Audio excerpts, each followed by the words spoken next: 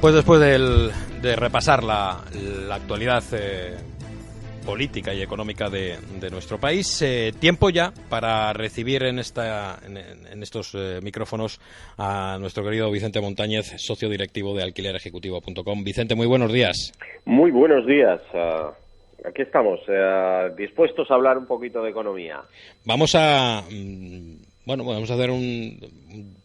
instruir a nuestros oyentes, porque mucho se habla de las consecuencias que pueda tener el Brexit en lo que pueda dar de sí en esa desconexión, pero es cierto que tenemos el euro en mínimos históricos frente al dólar.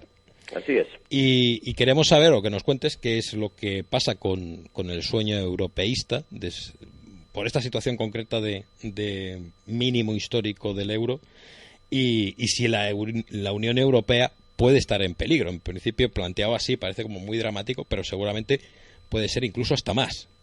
Bueno, vamos a intentar ir desmenuzando poquito a poquito las cosas. Casi vamos a empezar por el final, es decir, estamos en la Unión Europea en peligro. Mira, no lo sé, pero hay una cosa que es cierto, es decir, jamás hemos tenido en la reciente historia de la Unión Europea tantísimo partido en contra de esa propia Unión Europea. Jamás hemos tenido unos índices de pobreza con los que estamos barajando en estos momentos y jamás hemos tenido un índice de desconexión o de desafección tan importante como la Unión Europea. Con lo cual, es decir, esto es un sentir popular. El sentir popular tiene varias implicaciones, tiene un sentir político, pero también tiene un sentir económico. Entonces, dentro de la parte de la economía, hombre, algo estará pasando cuando es un poco esta la sensación que tenemos.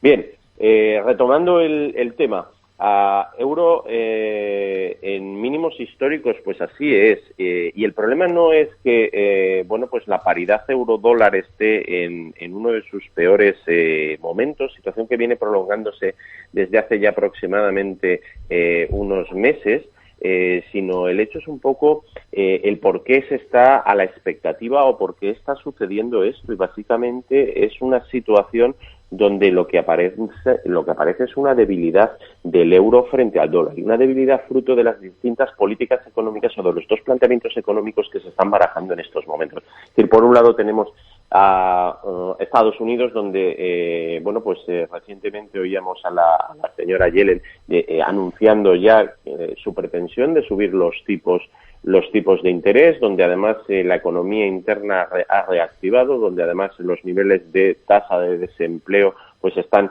por debajo del 5%, y donde parece evidente pues que la salida de la crisis lo que está obligando pues es a una subida de los tipos de interés y precisamente a la reactivación obviamente de ese consumo interno. Por contra, aparece la situación europea. La situación europea, estamos frente a una economía mucho más vampirizada, donde todavía estamos sometidos a una inyección de liquidez por parte del Banco Central Europeo y del señor Mario Draghi de 80.000 millones de euros todos los meses para compra de deuda soberana y también para compra de determinados bonos de compañías que están ayudando, entre otras cosas, a financiar compañías españolas como Telefónica, que no está pasando precisamente por uno de sus mejores momentos, y donde parece ser que la posibilidad de que esto en marzo finalice genera grandes dudas o genera grandes incertidumbres. Básicamente este es el principal motivo por el que el euro está registrando estos mínimos y está muy pendiente de ver en su intervención del próximo jueves del señor Draghi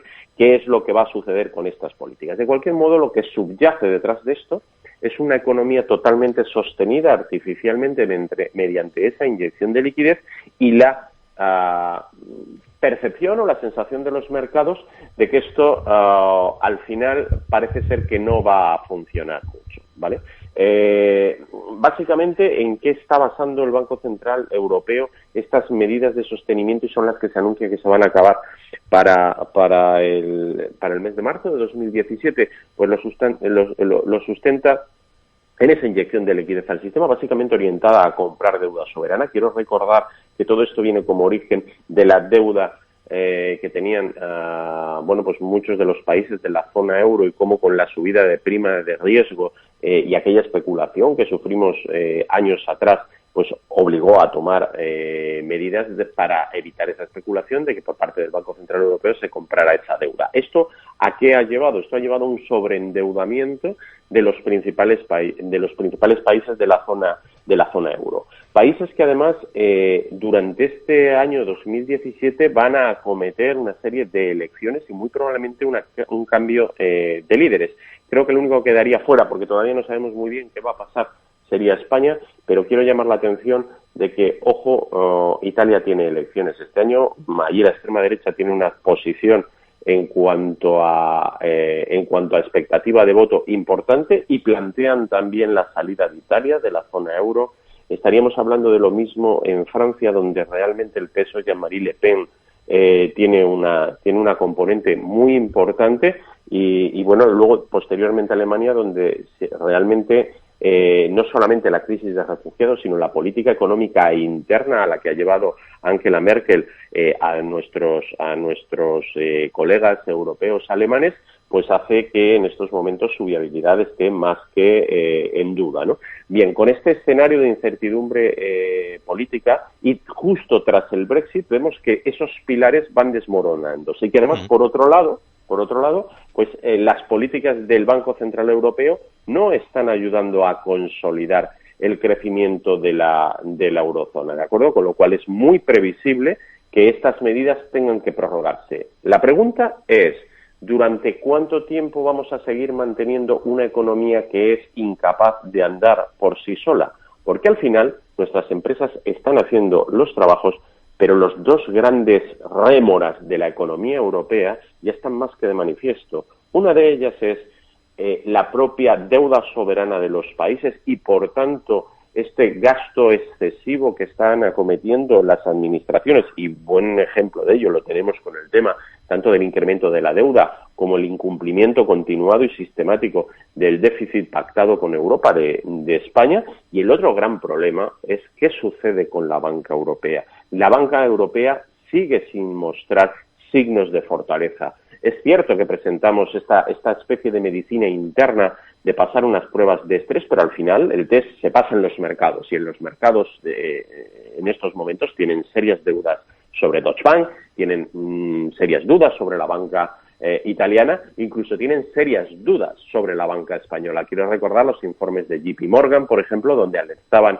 de que siguen habiendo excesivo número de activos tóxicos en nuestra banca y sobre todo la baja rentabilidad y la falta de crédito a la pyme, centrándonos ya en España. Bien, con todo esto, pues hombre, no sé si el sueño europeo se desvanece, pero desde luego la situación económica europea no parece que vaya por buen sendero. Desde luego, donde las economías tanto americana como la china van a tirar, nosotros se está descolgando. Esto aparece ahora solamente en la paridad cambiaria.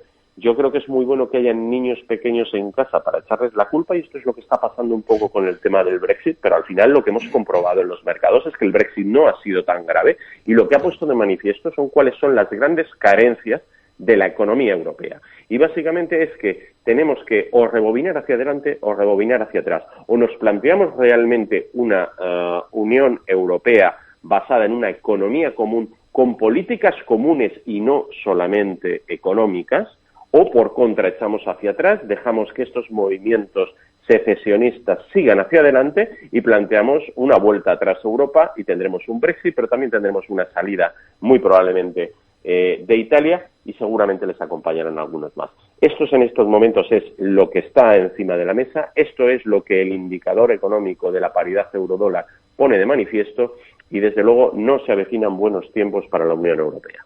Fíjate que para alguien absolutamente profano en la materia podría entender, o eso entendíamos habitualmente, que un euro bajo facilitaría precisamente la exportación y que bueno, podría ser motivo para recuperación de Europa, pero claro, que eso es así, es decir, el euro bajo lo que nos permite es el posicionar muy bien la balanza exterior, es decir, somos capaces de exportar, pero no nos equivoquemos, la economía europea se sustenta básicamente sobre el consumo interno y no tanto sobre la exportación. Esto lo que está poniendo de manifiesto ¿de acuerdo? Es la falta del consumo interno y la falta de la potencialidad real de la economía. Entonces, ¿qué es lo que estamos haciendo? Bueno, pues tirar de balanza exterior, y además esto también beneficia muy bien, no nos equivoquemos, lo llamamos la locomotora, pero probablemente hay más aparte de locomotora, que es la economía alemana. La economía alemana tiene grandes deficiencias, tiene problemas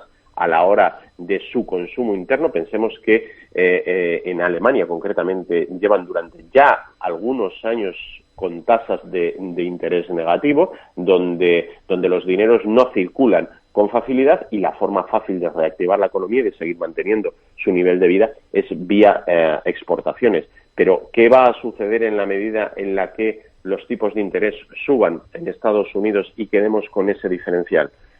Nuestra banca va a ser capaz de soportarla.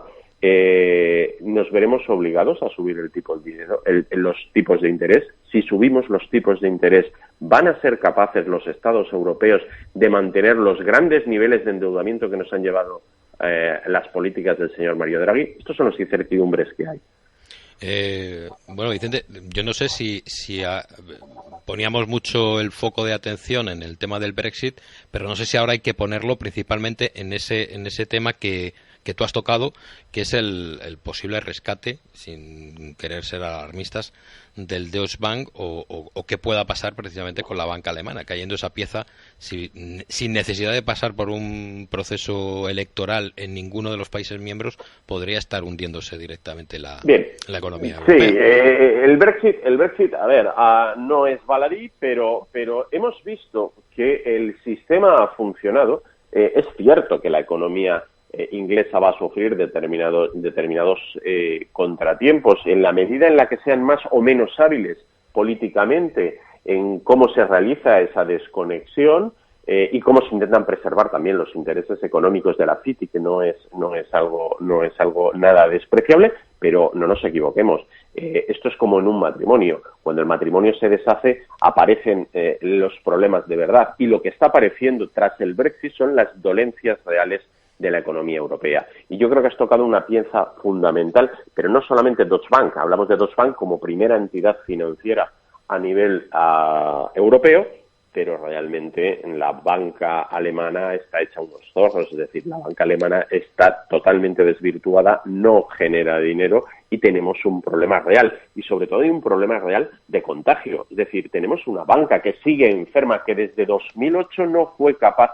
Pensemos que la banca europea no era ni más ni menos que un damnificado del gran problema, del gran crack que se produjo en la economía americana y en la banca americana. La banca americana ha sido capaz de sanear sus cuentas, y nosotros, por contra, lo que hemos hecho con nuestra banca es utilizarla como elemento para aportar liquidez al también maltrecho a la también maltrecha financiación de las arcas públicas, ¿vale? Esto nos ha metido en un bucle extraño, y al final seguimos teniendo un problema sobre las administraciones europeas, insisto, de toda Europa, y sobre la banca de forma generalizada de toda Europa. Y demuestra bien, vale un botón, no somos capaces al final de poner en solfa Bankia y venderla, que es lo que nuestros colegas europeos nos están diciendo. No podemos tener una banca nacionalizada, hay que liberarla. Ojo, porque el problema financiero y el problema bancario europeo es grave.